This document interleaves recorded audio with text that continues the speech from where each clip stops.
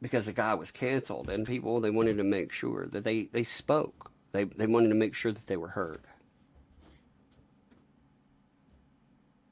They voted with their wallet. That's what I talk about with comics, with walking away from companies, with walking towards alternatives.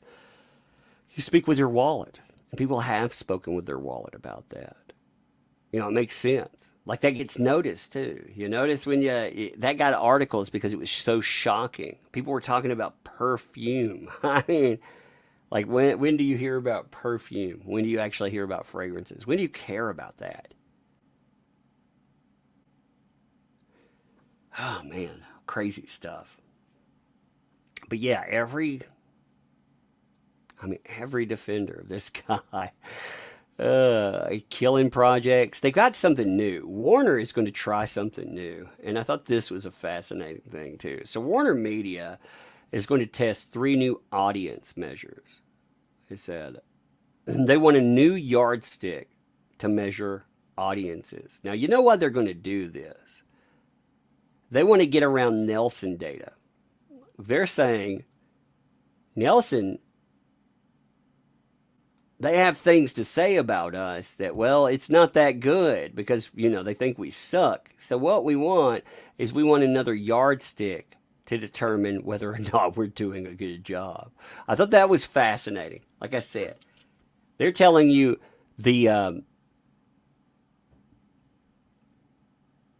the way that things are transpiring, we want a new measure. And I think that's fascinating because what they're telling you too is the mainstream. This is an indictment of the mainstream as well. Because what they're saying, they have upfront ads.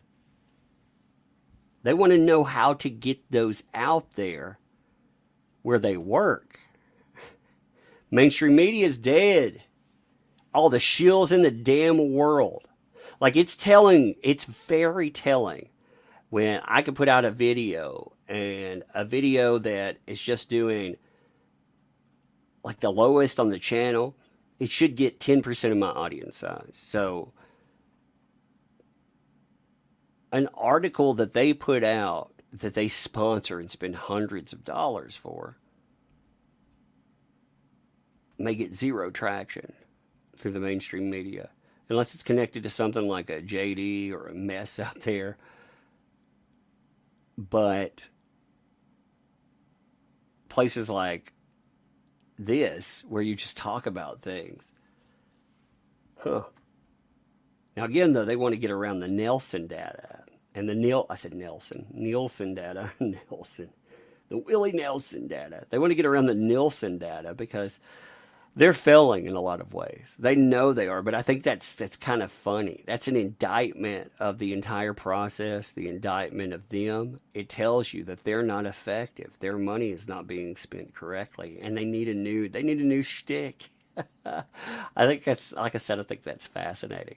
Now, I thought about going over something tonight, but I don't think I'm going to go over this. We may have to do this tomorrow. What do you think? There's 2 things that are going to be brought up in the trial, and I think they're hilarious. And I was thinking about covering these tomorrow if nothing big and crazy comes up. But I want to get your opinion on this. So there's 2 of my favorite documents that are in play. All right. There is the, let me pull this up here. You have the statement. Is that saved as Travis McGivern? That's weird. You have the statement. That's weird because this is saved as the statement of Travis McGivern for some reason, and it's saved on Nick Wallace's site as that. I re-downloaded all of the witness statements, but I want to go back over the first witness statement of Hilda Vargas. Hilda Vargas is the person that found yonder poo-poo. She's the one that launched 1 million turd memes. I would love to go back over this because this is a hilarious document. And I'm wondering if you folks would be game for that. Because again, part of getting ready and prepping for this trial is interesting people in it. And I thought this is probably, like I said, this is the most fascinating document that I think came out. I think it would be funny to go over again. Another one that I'd like to go over. Again, I want to go over the entertaining ones because I want people to there are going to be reasons that everyone invests. And I also want people to listen to Starling Jenkins. Starling Jenkins is the person that had to find JD's cell phone after a fight. All right, when the fight came up, if you look through this, he had to pay a homeless man. All right, and the shopping list is just—it's extraordinary when this comes up because this homeless dude is like, "Yeah, I'll give you back the cell phone. What I want is $425 cash. I want 3 chicken tacos. I want 2 bags of chips. I want 4 bottles of water." I mean, it's just funny when you look at this. So I think that's funny to look at. You know, tug his mirror. Yes, of course. I'm not saying that. I'm not saying it would be the best casting, but look at that. I mean, that would be sexy, right? Yeah. I think if you want to go back in the audience and you want to go back to Warner Brothers and say, if you got any pull there, you want to say, man, that's something that should happen. And again, there's some funny stuff in this. Now, again, the case itself is not the case. I could make many a joke. I could say this case is a shit show, and it really is. It's true. But this case really is a mess. Oh wait, that's a joke too. This case is. I can't say anything. It's a trash fire. That's the best way to go. There are some funny things in it though. Even though, again, at the face of it, it's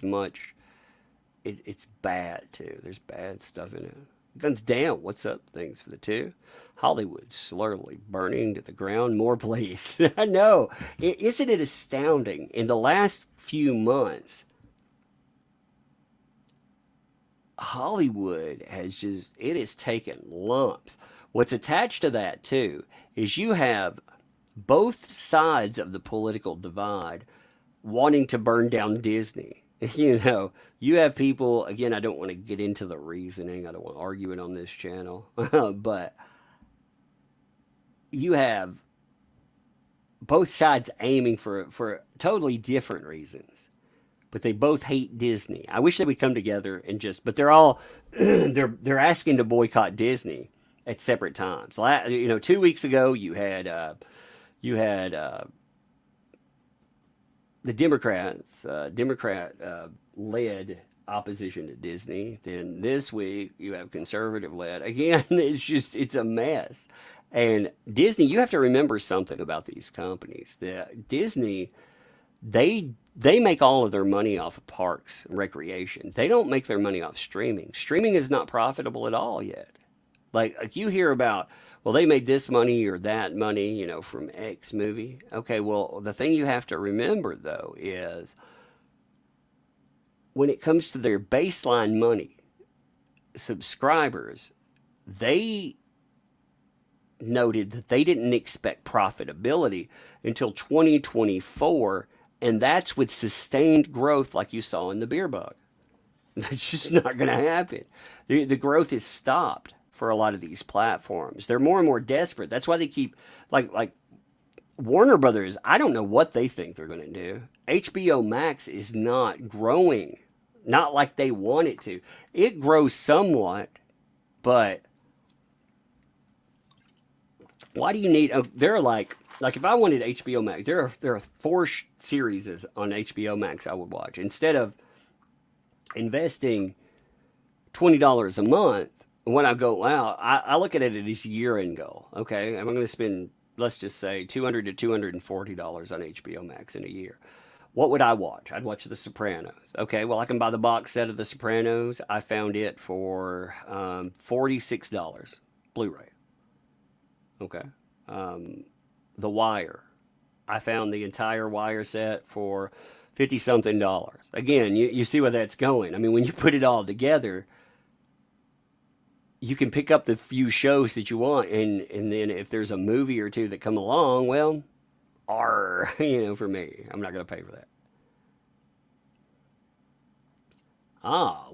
Maniac Malice, welcome.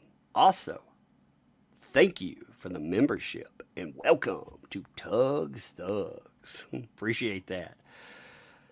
Malice, also, thank you for the 2 there, and thank you for that super sticker. I like super stickers. I think they're cool.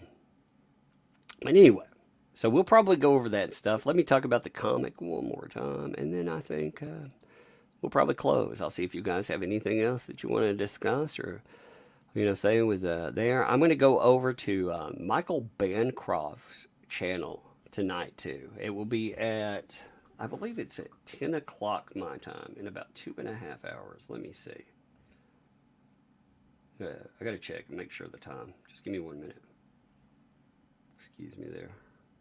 I said I gotta check it one more time. I can't remember. I'll drop if somebody would, yeah, it's at 10 o'clock tonight. If somebody would, if they would drop a link to Michael Bancroft, that's his YouTube. He talks about comics, independent comics, Comicsgate. He talks about all of that. Covers a lot of comic detail stuff. And again, I'm going to go over there and speak. I like Michael Bancroft. I had a lot of positive interactions there. Good creator, too. Creates a damn good comic book. Like I said, I think that shop is important, too. Again, if you want to see how... I forgot to reload. Let's check it out. Bam! 2 more backers. Thank you, folks. Appreciate that. Man, 2 more and we get to 1115 today. That'll be good, like I said. It's a good number. Those are good numbers, though. Again, the thing about India, if you want to, I know I talk about this thing all the time. And some people are like, oh my God, you talk about it all the time. That's what you want. You want excitement about something that you're bringing to people. You want them to hear the excitement about it to the point that maybe they're like, my God, I hear about this all the time. If the mainstream did that, maybe they would spend more time loving their products and less time denigrating their customers.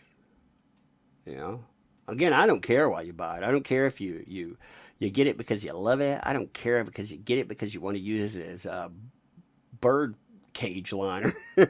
You buy it, you enjoy it, and I appreciate it.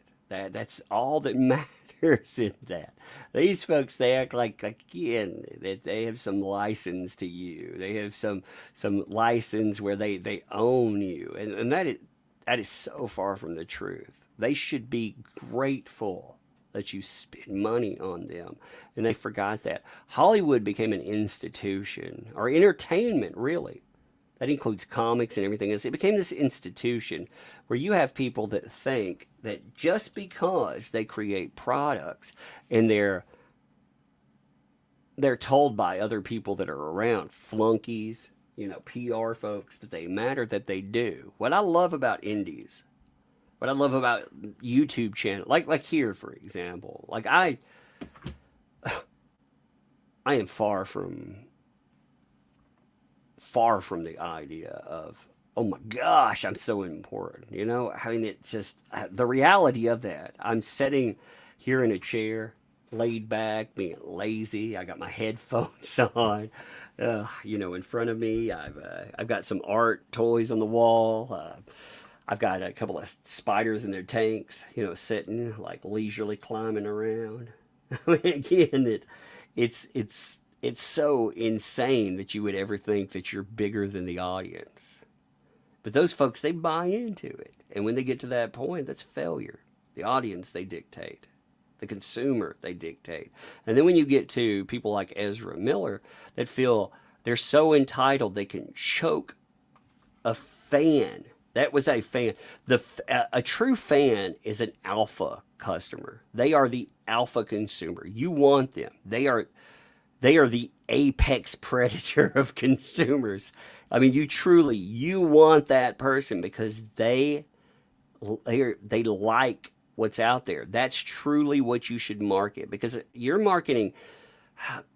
When you look at like a Johnny Depp, for example, right? People buy products linked to that guy because he is his own brand.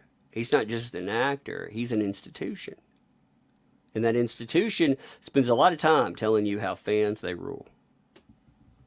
These days, that's all he does when he talks. I like that, personally. I like the opposite for celebrity. I think the audience should have their ego stroked. You know, yeah, you are important. You do matter. You make this stuff possible. Like these folks should spend all day, every day telling you that.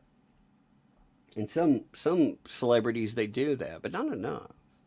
But the institutions themselves, again, they're broken and bankrupt, and they're suffering for it. They are finally Warner Brothers again. Look at what's happened to them at every facet, whether that's comic books being kicked out of the main headquarters. I mean, that's embarrassing because they denigrate customers because they think that they're bigger and better, or maybe Warner Brothers as the institution for they were the gatekeeper for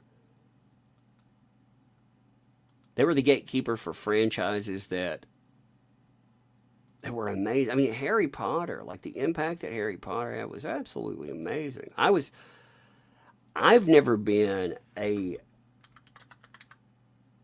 monster Harry Potter fan, but I like this series. Like it's a fascinating one. It was also, when you look at it, it's everything that we hear about so-called diversity and inclusion. You have a female creator, went out, hit the top of the charts there.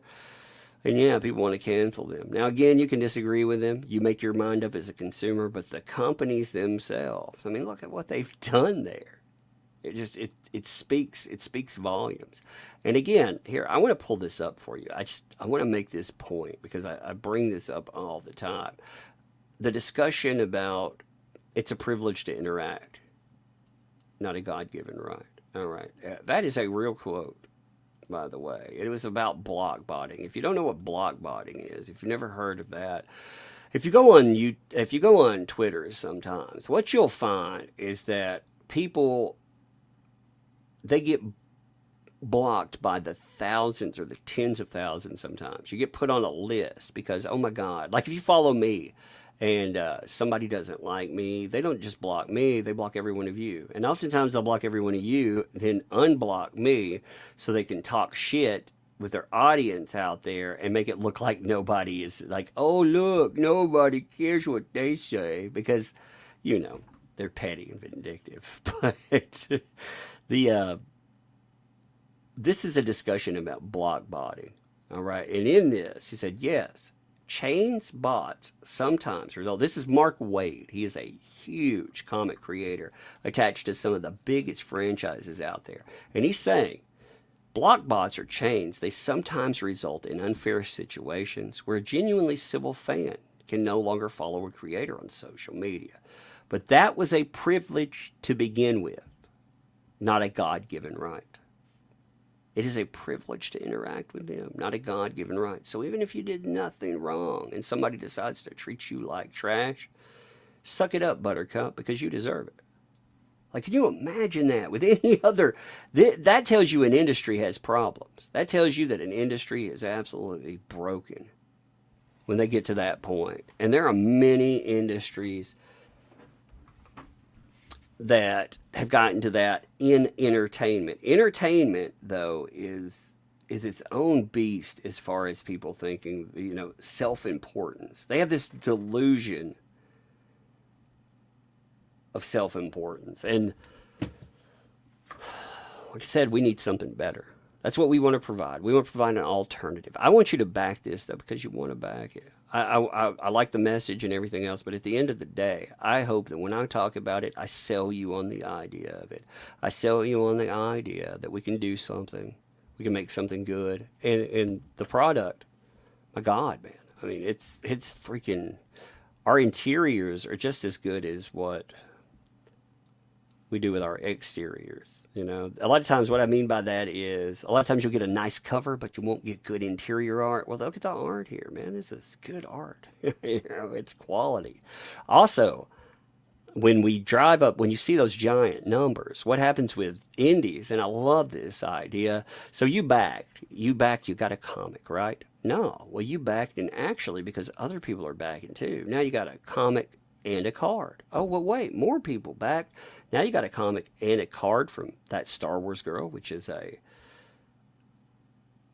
great card. I love the card, but from somebody they might recognize the name till you get another one. From Joe Ball, who's going to be doing Yellow Flashes, comic, great artist.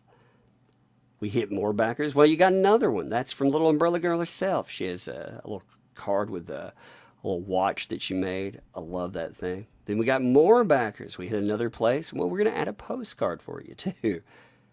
We got more backers, so we're going to add a sticker to it as well. So now your investment in one comic, since more people, like it just people came in, now what we can do with that over time is we've created 3 cards that we add onto that, a postcard and a sticker. So I mean, it's fun. It adds to it, and you can see where it ends. It's this public thing. It's a spectacle of sorts, but it's empowered. We don't have any. We have no help marketing. We have absolutely no help marketing. It's just YouTubers, you folks, and whatever social media. Again, that's a lot of help, but it's not comic media. It's none of that. We do it on our own with the help of you folks, and we build our own alternative. I think that's amazing. So, when people get in there and they see that again, we're building. I think we build something. I think we build something good through that too. I think we build something that it keeps. Maybe it keeps future companies honest. I don't know. Give me 1 second. Absinthe Alice, I like that name. Thanks for the fun there. The only tomatoes I care about are those of the Killer Persuasion. I love Attack of the Killer Tomato. Yeah, I was watching Killer Clowns from Outer Space the other day too. Just thinking about Killer there. I love horror movies though. I'm absolutely addicted to horror movies. My my 2-year-old keeps talking about. She'll come down and she'll be like, Daddy, watch monsters. I love monsters. She likes like monster movies. They both like monster movies. I have to watch them. They'll creep down the stairs. Like my 8-year-old will try to scare me. She's like, rah. That scares the crap out of me when I have headphones on too. But I love that. But thanks for everything, Tom. You lead by example. I appreciate you. I appreciate, again, you decide what has value. All of you. You pop up like over 1,000 people.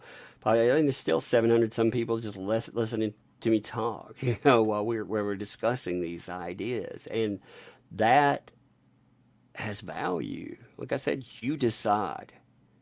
You make something last. What's funny is in the mainstream, they've gotten to the point where they beg for millions of dollars, even with the shilling they've done, with everything else. They have to beg for millions of dollars. It's astounding to me. Like I said, Cheryl, what's that? Marches? Cheryl Marches, thank you. Welcome. Also, thank you for the membership and welcome to Tugs Thugs. I love it.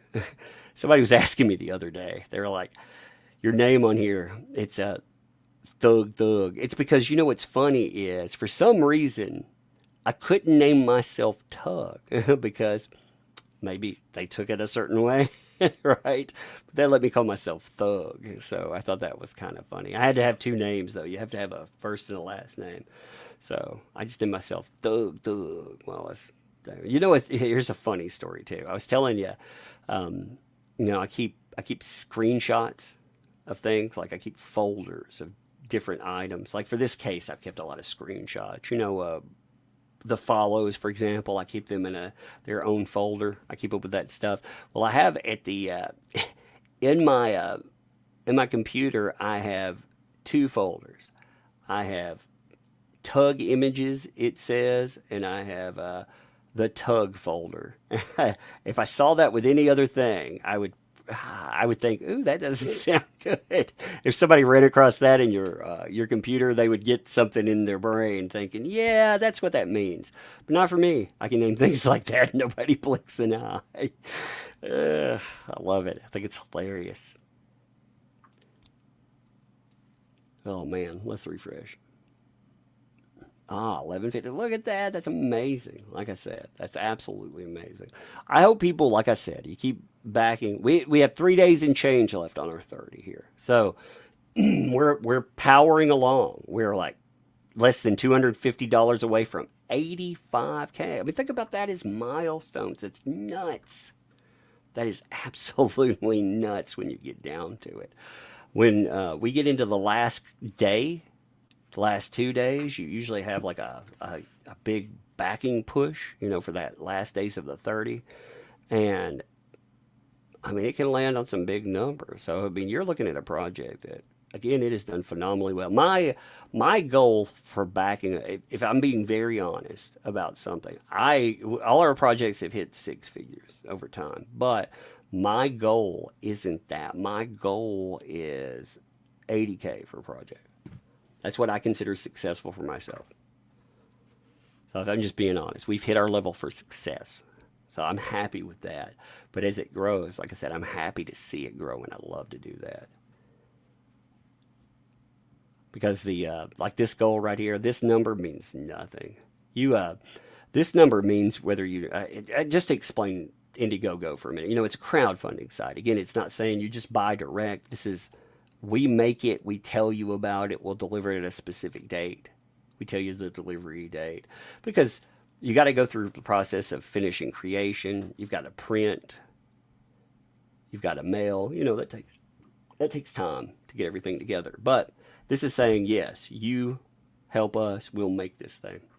We'll make it together, basically. So the 10K though is just a goal. Like once you hit it, your project trends around Indiegogo, and that's great. For trending to get the word out. It tells you, ooh, look how much we've earned. But at the same time, if I don't, if the first with mailing and everything, you're easily going to invest $30,000 easily in just trying to get a book made and out, and probably a lot more depending on what you pay. Like for me, if I ended at 10, I'm probably gonna dip into my own wallet for a good $15,000. So that's not profitability or anything. I also anybody that I employ with this stuff, a lot of people that crowdfund, they will pay their folks if they get all of their money fixed, like whatever their fixed goal is. I guarantee my people they will get paid. They are going to get paid regardless because they create a good product. They do what I want, and I'm happy for that. So I guarantee that. I mean, like I said, I work with great, great people, good professionals. Like S.K. Bennett is a good professional. This guy stays out of the muck and the mire. I do some crazy, embarrassing things sometimes, and he's good. He's good to go with that stuff. So, like I said, I think that's beautiful. His artwork, like, look at the perspective to it like that. I actually like the perspective of like we were talking about this last night, John Malin. When you look at the horizon line in his artwork, I mean, look at that. Look at the way the trees come together. I mean, that's talent. That's what talent looks like. And the comic industry forgot that. They sell you a subpar product. We don't want to.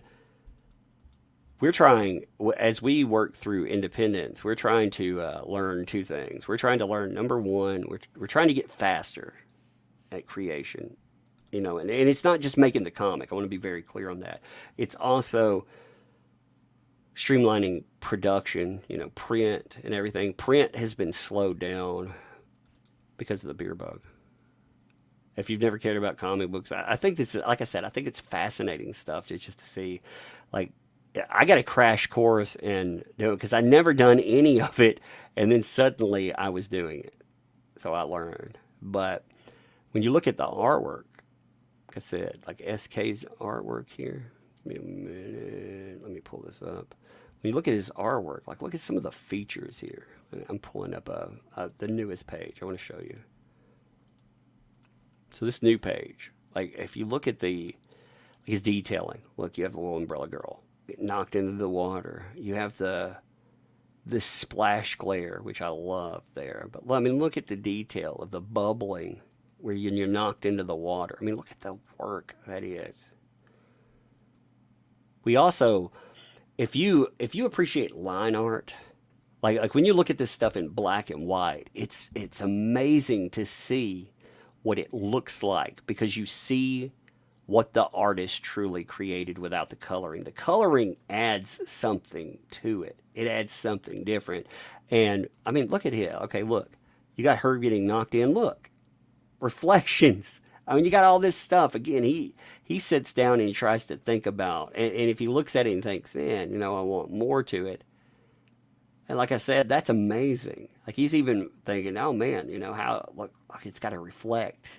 Like I said, that's it's astounding work. The level of it is amazing, and like the nails and hands, that's intentional. There's something going on in the story. Oh no, she's gone feral. What's happening? And we explain that in it. It's kind of a cool idea. We're also when we get to right when we're ready to get into our final days, we're going to add 5 of something. We're going to add in the book we have a mask that has we're going to answer a question. We're going to answer why are these people faceless, what's happening with that. Well, we're going to actually answer that.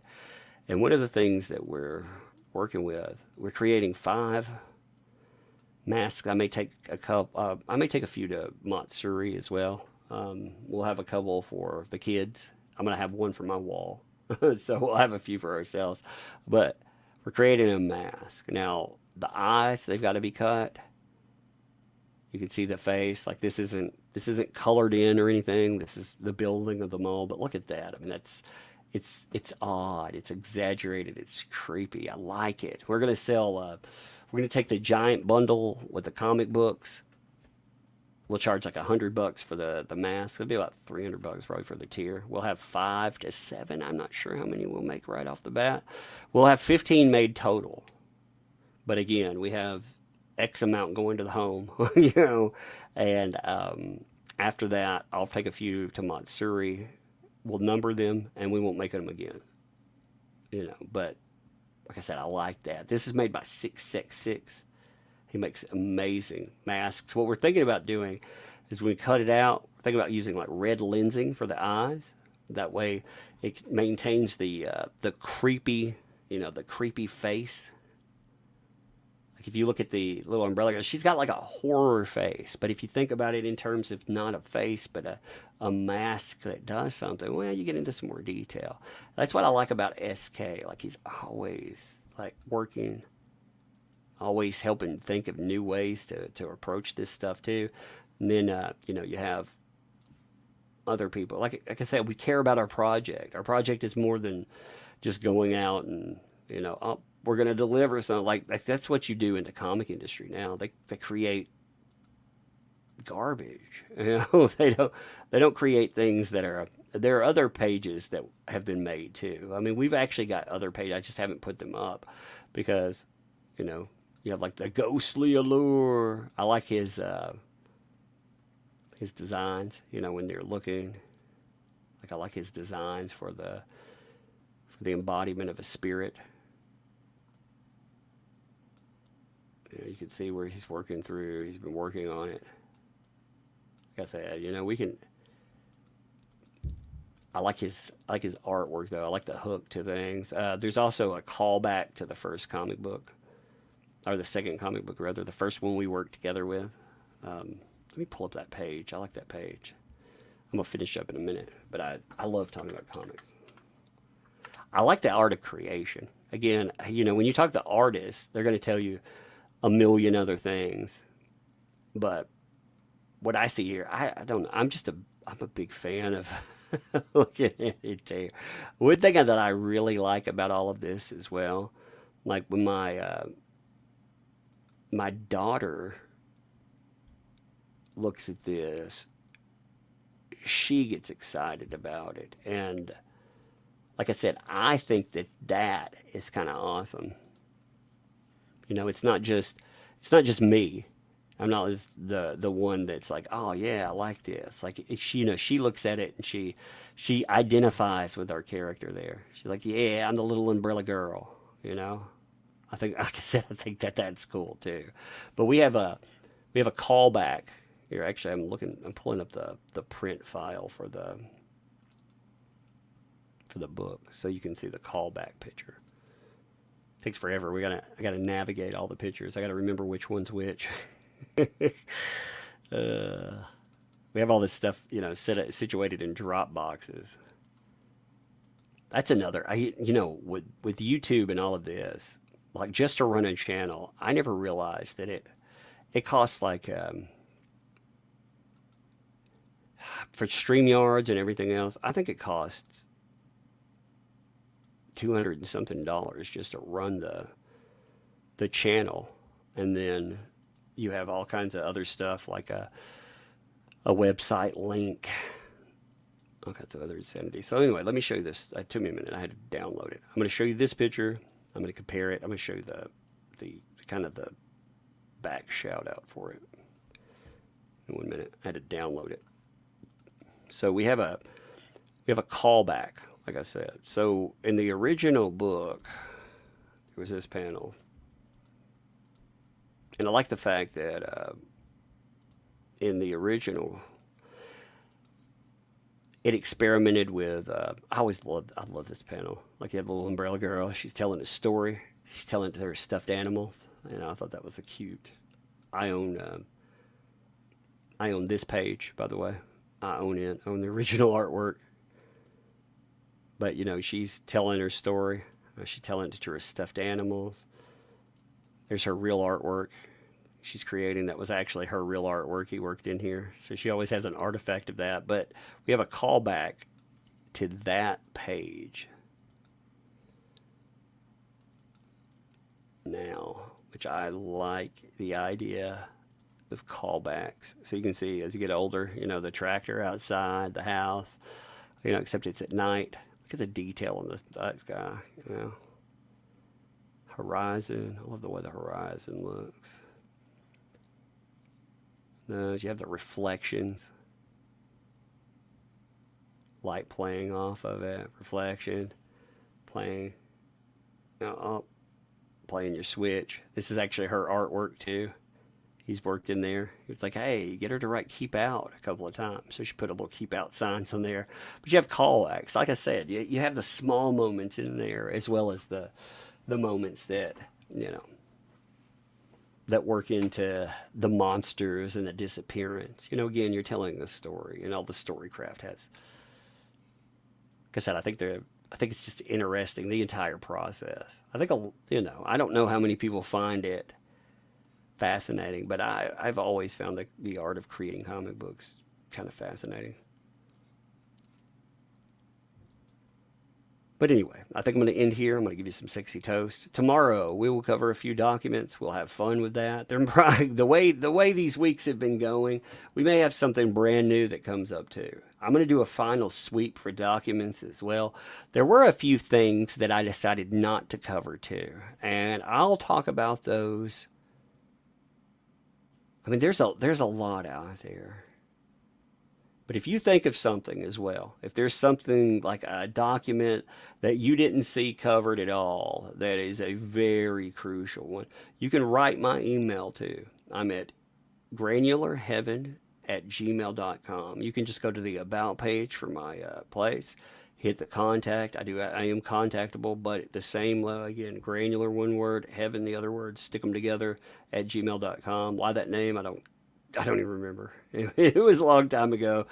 The channel has changed significantly since I first, I had a channel forever, but anyway, we'll talk about that another day. Anyway, sexy toast.